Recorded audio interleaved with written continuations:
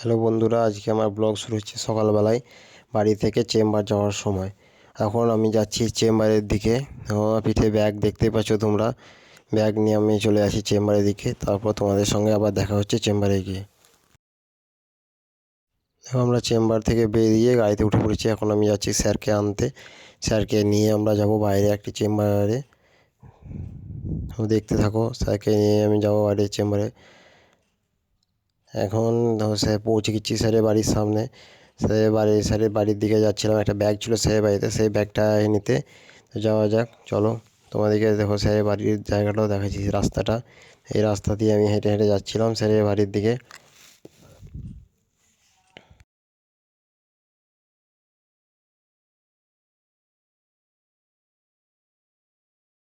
স্যারের বাড়ি থেকে ব্যাগটি নেওয়ার পর আমি এখন যাচ্ছি আবার গাড়ির দিকে। গাড়িতে চাপবো, তারপরে স্যার চলে যাবো আমরা চেম্বারে।